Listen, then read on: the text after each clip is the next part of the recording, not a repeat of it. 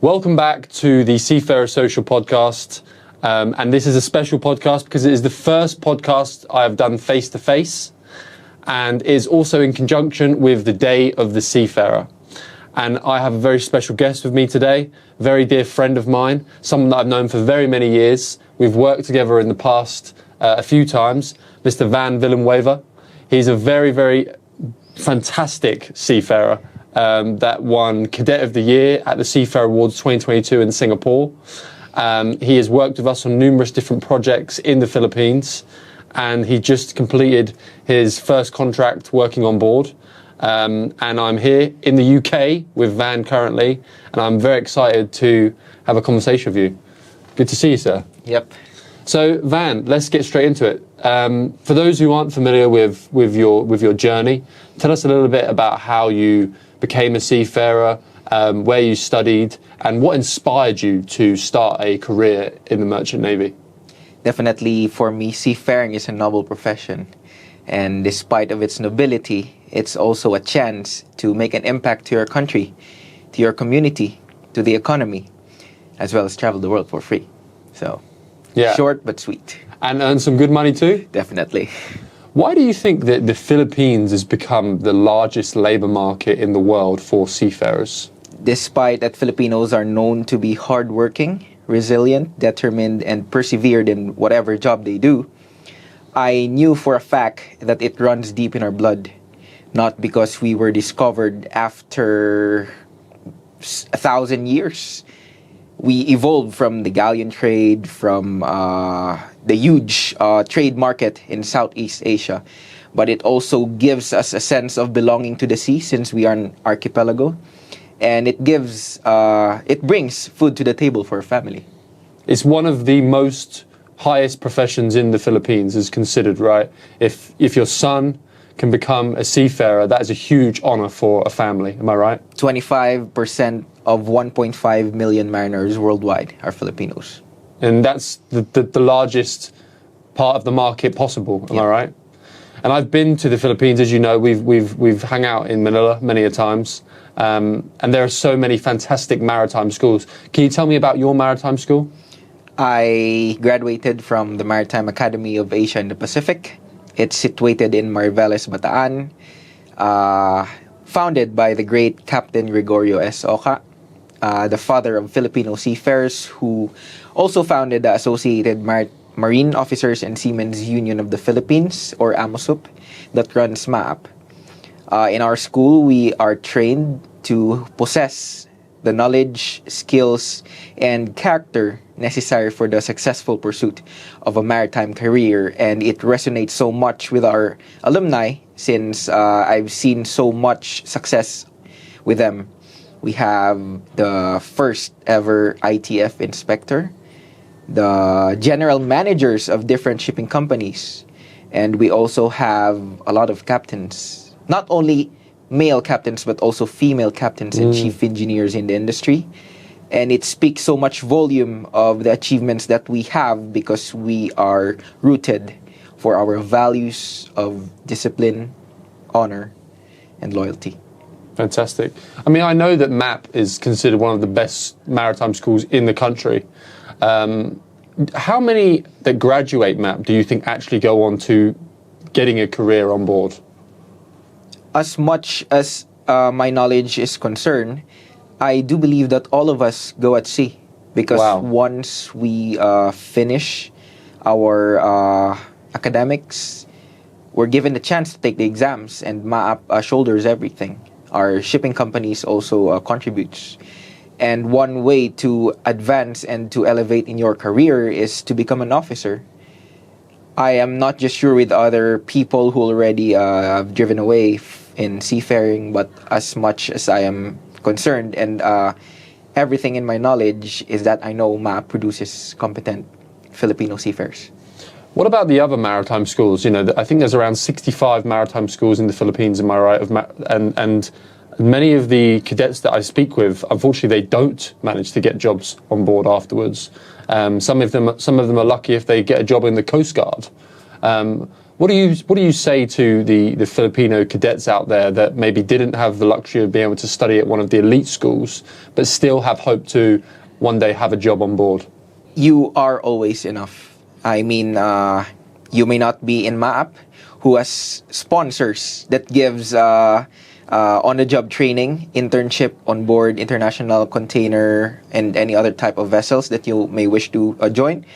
But just do your best in everything.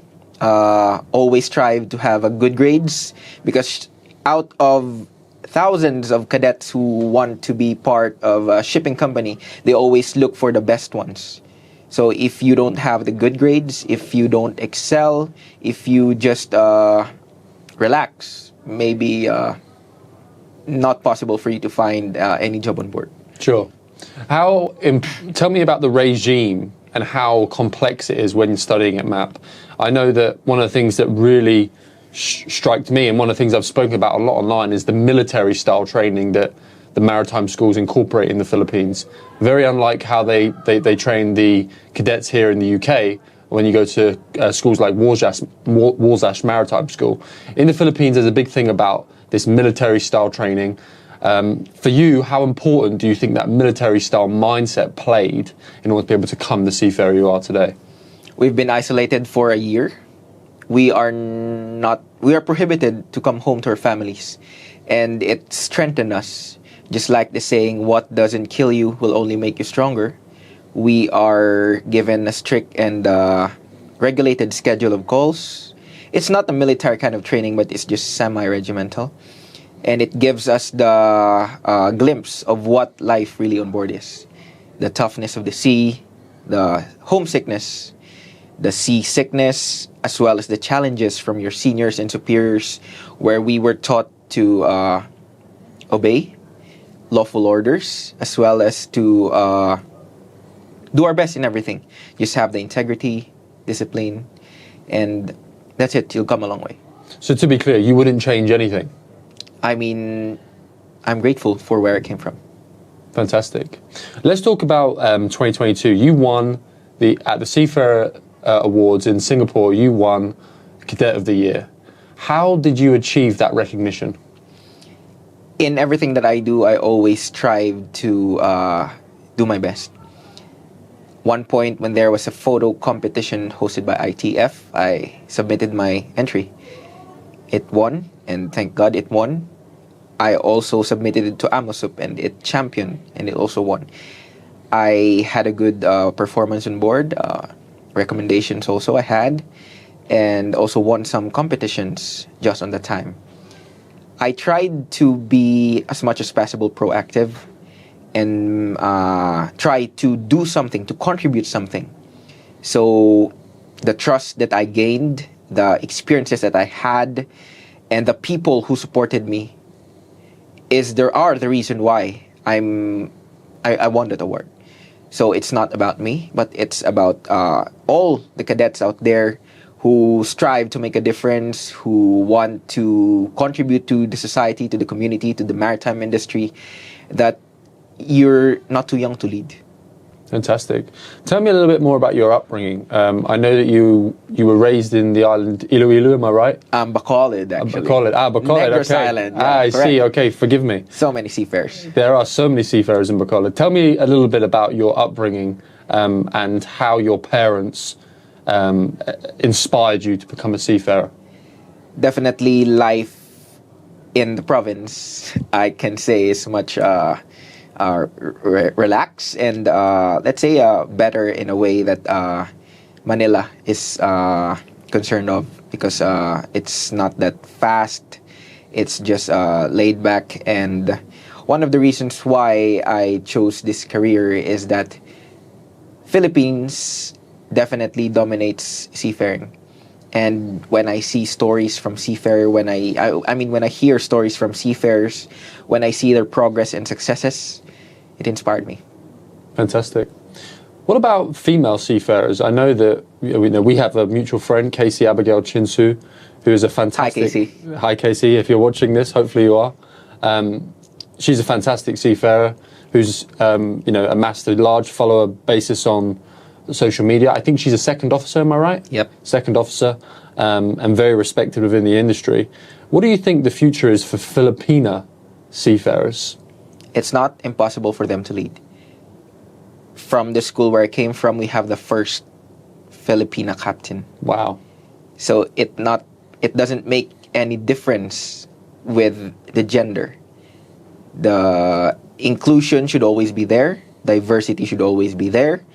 And it doesn't matter whether you're male or a female, as long as you can lead, as long as you're able, as long as you have the capabilities and abilities to be a captain, why not? And in terms of social media, Casey's obviously grown a huge social media following, and there are, a list of what we call seafarer influencers. Tell me a little bit about your approach and your understanding of how social media plays a role within the seafaring community. Filipinos definitely love social media. And these play a huge part with their upbringing, the values that they learn from it, and maybe some leisure time. So for me, social media really affects Filipino seafarers' employment, their inspiration, whoever they follow, whoever influences them. And we're 2024. It's 2024, and definitely it's gonna be a game changer for everybody. There are jobs already online. There are on LinkedIn, you can just apply, send your CVs and resume. Which is how you got your first job on board, am I right? And definitely, one thing I love about social media is it connects people. In the past, you have to wait for months, weeks just to send a letter, for the letter to arrive home in your family, back. And now, it's just a click away. Yeah, exactly. And in terms of, you touched on a little bit there, in terms of content and inspiration, who do you think are some of the big names, especially in the Philippines specifically, within the seafaring space that are really creating inspiration for the next generation coming through and advising them and showing them the real lifestyle of becoming a seafarer? I am more opted to be inspired by leaders with values. And it would be our founder, Captain Gregorio Esoca. As someone who did so much, contributed so much for the maritime industry, we are not here if not because of him. From AMOSUP to MAAP to everything that happened, starting the time when you can just go in Intramuros and apply as a seafarer, it changed everything. Imagine being a member of AMOSUP, you have benefits. Being a graduate of MAAP, you have benefits. And it's surely one thing I'll be forever grateful of. Fantastic. And obviously, I think it's important while we're on the conversation of seafarer influencers. Unfortunately, the Filipino seafarer influencers, they lost a fantastic character within the space, Mr. Lecky Jake, someone that you are familiar with, who sadly passed away. And we want to take this moment to pay our respects to his wife and his children. He was a fantastic seafarer with around 500,000 followers, am I right? Correct. That was just on Facebook. He also had a massive followers that were listening to him on YouTube as well. And I want to take a moment to really, pay our respects to his wife because, sadly he's left behind a beautiful family. And I really pray for them in this time right now. So if anybody is hearing this from the Lecky Jake family, please know that we have full support for you and your family. Moving on, I think it's really, really important to address something that Chief McCoy once said to me, and that is that some Filipino cadets, they are not taking seriously the learning of speaking English and writing English. And one of the things that I found out immediately with you is just how fantastic your English is. Your writing is amazing and your speaking is also fantastic. I know that many people in the Philippines do speak English to a certain level, but can you tell me a little bit more about how, specifically working on board, how important it is to be able to write and speak English? As we all know, English is the universal language, and if you're not familiar or you're not literate to speak the language, it would hinder so much with communication. Communication on board is important, and one of the reasons why we have this standards SMCPs and everything that delves into English language is that it gives us a clear understanding of what we want to achieve, of where we want to go. And if you don't understand the language, it's going to be a hard time. It's always English that is spoken around the world. And it's always the knowledge that you have for the language, though it doesn't define how intelligent you are on how you speak with the language. But I guess it plays a big role in our industry. So continuously improving your English is very important, as it's a benchmark in terms of language around the world. What about your academic ability? Are you someone that also flies the flag for continuously learning academically, studying, becoming a better professional like yourself? Is that something you also think is very important for seafarers? I consider myself as a lifelong learner. Of course, learning doesn't stop at the four corners of the room and after graduation. If there are chances to learn, if there are webinars, if you have mentors, and if there are people you are inspired of, take the chance. If being arrogant will lead you to nothing. So always be open for criticism. Always listen and also contemplate. And make sure that all of the things that you've learned, take the good, not the bad. And try to be as much, what do you call that, the term itself, to be open-minded with possibilities, opportunities. Yeah, I think that's so important. And in terms of being open-minded, like I said, you just finished your first contract on board. We always talk about the high points in seafaring. Obviously, the money is fantastic, the ability to see the world for free. Can you tell us a little bit more about the low points so people understand the reality of seafaring for a Filipino? I have a clear vision of where I'll be going to. I've seen so many senior management officers already have gone ashore. I've seen a lot also continue doing their jobs at sea. And what I can contemplate on that is that it always depends on the person. If you really want to do something, to achieve something, you will do everything for it. You will fight. You will try to be 5 steps ahead and not settle for the status quo. I've seen so much happening in our industry also, with the different changes in regulations, especially that the mass code will be forced into law, and these will create a huge change in our industry. So always be open to learning again. Try to be as adaptive and responsive to the needs of the industry, and make sure to upgrade yourself if you have time for innovations that are coming, for the digitalization and decarbonization. Try to be as open and be a lifelong learner. For sure. And I think one of the other things that I find extremely inspiring is that, many seafarers struggle to ever come on shore because they have no wealth management plans. They have no idea of what they'll do life after sea. But you are, 24 years of age. 24, yeah. And you already run your own business outside of seafaring. Thankfully. VAV Productions, which is VAV Studios. VAV Studios, which is creating videography, fantastic projects for clients in the Philippines. Yep, and in the world also. In the world also, yeah, you're totally right. Within maritime and actually outside of maritime. Outside maritime, definitely. Which is fantastic.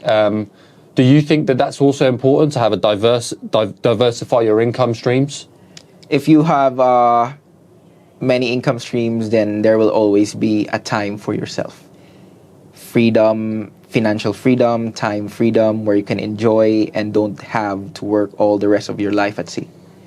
So I always want to have another stream of income just beyond seafaring, because life is too short to just spend your life at sea, and maybe do some things that make you productive, that could create impact to others, and that could also bring some visions, if not the best visions in life. So what does life after sea look like for you? I've always dreamed to be a captain, but it's still a long way. I have to focus on what is now and in the present. Life after sea for me would definitely be so far at this moment unpredictable yet. We don't know what will happen later. Tomorrow is never promised, so Sure. I have to have faith in God and trust His plans for me. And in terms of your faith, I know that the Philippines is a very religious country. How important do you think faith is when working on board? God will never abandon you. In times of doubt, talk to Him. In times of fear, talk to Him. I've grown from a religiously oriented family, and I came from a Catholic school also. And in the Philippines, we are always taught to be polite, and that's because of our religion, to always have respect for everybody. So I think, I actually believe that without God, we are nothing. That's an amazing way to put it. I've spoken to many Filipino seafarers that have said having their faith has been one of the strongest reasons as to why they've been able to push forward while working on board through those hard times. Because you don't speak to your family, and I know you're going back to the Philippines in 2 days after completing 5 months on board, and I'm sure you're probably really looking forward to your family. Definitely. But do you think your faith was part of the reason as to why you're able to get through those 5 months so resiliently? My faith and my whys, Nice. so I can achieve my house. Fantastic. Before we wrap up, I want to ask you something about Filipino seafarers. One of the things that I found speaking to some of the corporate people in maritime and senior officers is that when it comes to Filipino seafarers, sometimes they struggle to get a real response out of a Filipino seafarer, because sometimes there's a thing in the Philippines where maybe they're scared to let somebody down. They don't want to tell the truth on something. Say an officer has said something inappropriate, or they've said something that made them feel uncomfortable. I don't know. There's a thing with the Filipinos where some are scared to lose their job. Do you think this is something that is a cultural thing, and do you think this is something that will change? Because if the Filipino seafarers are the largest part of the labour market, we need to be able to gather data from them, right, through surveys, etc. And some of those surveys, some of those questions we're going to ask Filipino seafarers are going to create an uncomfortable environment. How is your captain? And if your captain sucks, well, we want you to answer that honestly. But sometimes they're afraid that they'll lose their job. Do you think this is a cultural thing? And do you think this is something that can change? It's not only with Filipinos. Really? I've been working with. I've been on board since then, and it's not only with Filipinos. It's actually with different nationalities also. But if there's one thing, if I have to say my opinion, I've always believed in creating a safe space for everybody, where everyone is heard, where everyone have the voice to speak out. And if we foster a safe environment, a very good environment for everybody, we all have the same struggles. I mean, different struggles, and we don't know what that person is currently struggling with. So if we would try to be kind, to be empathetic, and to give ourselves, or to do, or to walk an extra mile for others, that would really create a huge difference and better and more safer space on board. Fantastic. And do you think institutions and the seafarer charities, etc., that offer these wellness programs and these support groups, etc., do you think they are helpful for seafarers? Definitely, they are helpful. I've seen a Mission to Seafarers, Sailor Society, ICE One. I've also witnessed different charity organizations doing everything they can for the best of the Filipino, not only Filipinos actually, but for the best of seafarers. And they create a huge difference, because when we have nothing to lean on, they are there. Fantastic. Final thing I would like to ask you is if you could give one piece of advice to the next generation of seafarers coming through, not just in the Philippines, but around the world, what would that piece of advice be? Just remember the word van. I've always said that in my interviews, so it stands for vie for your dreams. You always have to choose your battles, of course. And the next one is A, always strive for excellence. And the last one, I guess I don't have to explain that. Give no excuses. So remember me, remember Van, and I hope you're inspired by my story, and I hope that I could help you in one time, and if not, in the future. As a fantastic piece of marketing, that is. I'll definitely remember the name Van for sure now. Thank you, sir. Gar. Good speaking to you. Yep. Thank you all for listening to this episode of the Seafarer Social Podcast.